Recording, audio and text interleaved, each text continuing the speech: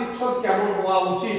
অর্থাৎ তুমি চাকরির ইন্টারভিউ দিতে যাচ্ছ, সেই চাকরির ইন্টারভিউ দিতে গেলে তোমার পোশাক কেমন হতে হবে।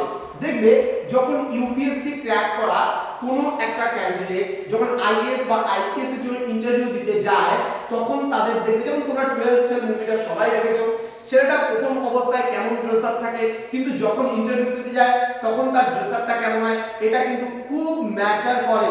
অর্থাৎ তোমার যে ড্রেস আছে, তোমার যে পোশাক রয়েছে, সেই চাকরির ইন্টারভিউ দিতে গেলে এটা কিন্তু খুবই গুরুত্বপূর্ণ একটি বিষয়। কি বলেছে, ইন্টারভিউতে পোশাক পরিচ্ছদ হওয়া উচিত, মার্জিত হতে হবে, রুচিশীল হতে হবে। তুমি দেখা গেল একটা এখানে ছিঁড়া ফাটা প্যান্ট পরে গেলে হবে না, দেখা গেল ডিজাইনিং প্যান্ট পুরো ক্র্যাশ আছে জায়গাটায়, হবে না।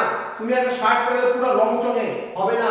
অর্থাৎ তোমার মার্জিত হতে হবে, রুচিশীল হতে হবে পোশাকটা, এবং পেশাদার হতে হবে, যে তুমি যেই পেশার জন্য গেছো সেই পেশার মতন হতে হবে। হ্যাঁ, সাধারণত ছেলেদের ক্ষেত্রে হালকা রঙের ফুলহাতা শার্ট হবে এবং ফর্মাল প্যান্ট হবে, কোনো জিন্স প্যান্ট পরে যাওয়া যাবে না, ফর্মাল প্যান্ট যেগুলো হয়, অর্থাৎ পিস প্যান্ট টি শার্ট পরে যেতে হবে। এবং মেয়েদের ক্ষেত্রে কিন্তু শাড়ি বা মার্জিত সালোয়ার কামিজ মানানসই হবে।